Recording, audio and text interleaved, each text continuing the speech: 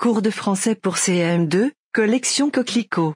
Unité numéro 2, l'aventure. Question de compréhension du texte, l'ours. Page numéro 21. Avant de lire le texte. Quelles sont les différentes sortes d'ours que tu connais?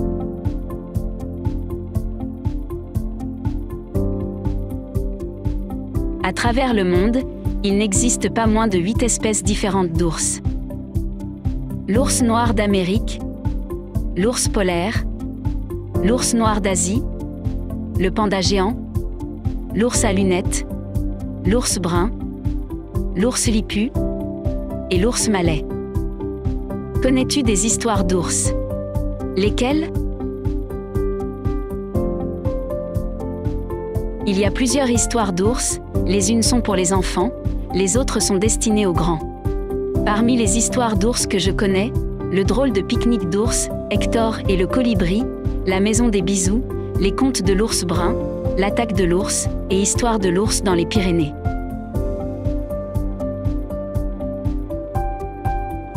Je relis pour répondre aux questions.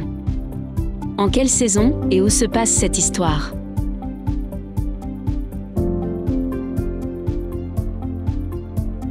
Cette histoire se passe en fin de l'été, dans une région des Pyrénées, en France. Qui est Thomas?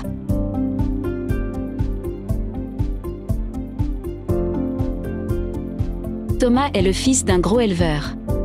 Il accompagne son père à la recherche de l'ours. De combien de parties se compose ce texte?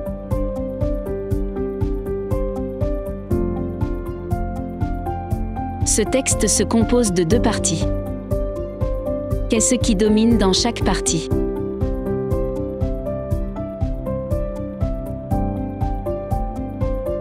La première partie est sous forme d'un dialogue entre les personnages. La sensation qui domine ici est la colère. Ils sont tous à la recherche de l'ours qui dévore leurs brebis. La deuxième partie est une narration. On décrit le personnage, seul et face à l'ours. La sensation qui domine est celle de la peur et de la terreur. Est-ce que tout le monde est d'accord pour tuer l'ours? Explique.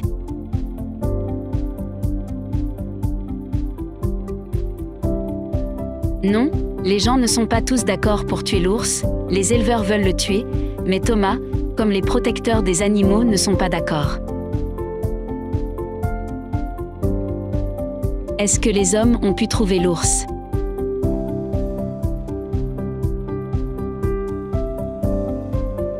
Non, les hommes n'ont pas pu trouver l'ours. Lorsqu'ils sont arrivés au bois du Baralais, l'ours était déjà parti. Quelle est l'atmosphère qui règne dans le premier paragraphe de la deuxième partie du texte?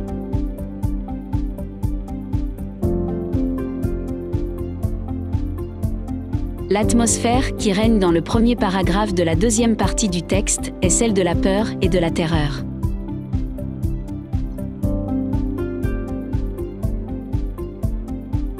Je lis entre les lignes. Montre que du début du texte jusqu'à la fin, Thomas a une attitude ambiguë.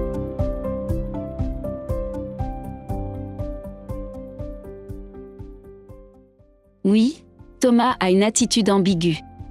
Car au début du texte, Thomas marchait, silencieux, à côté de son père, à la recherche de l'ours, et on ne peut pas savoir son avis, est-il d'accord ou pas d'accord pour tuer l'ours? Dans la deuxième partie, Thomas avait très peur de l'ours auquel il a fait face. Il s'est enfui. Mais à la fin du texte, on comprend que Thomas veut protéger les ours d'être tués par les éleveurs. Pourquoi, à ton avis, Thomas n'a-t-il pas réagi à la réponse de son père sur la perte d'une 50aine de brebis?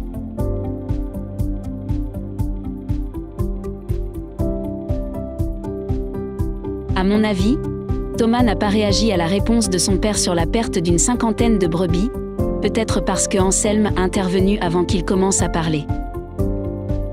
Ou parce qu'il était fatigué. Ou peut-être car il n'était pas d'accord avec son père et les hommes pour le fait de tuer l'ours. Les hommes partent armés à la recherche de l'ours, or, la loi interdit de tuer cet animal. Qu'en penses-tu ?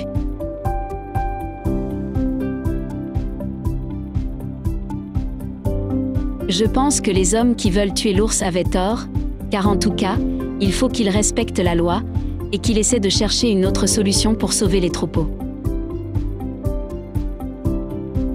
Que cherche à faire le père de Thomas en posant plusieurs questions au berger ?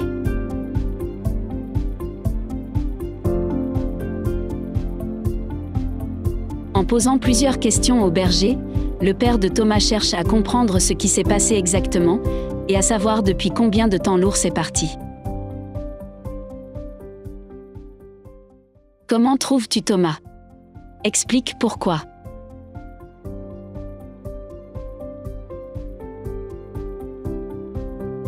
Je trouve que Thomas est un garçon différent des autres, il est le seul personnage dans cette histoire, qui a compris qu'il faut protéger les ours, et les aider à vivre tranquillement.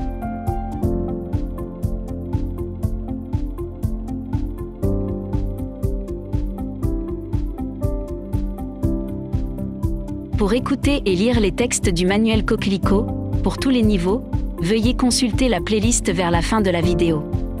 Bon courage!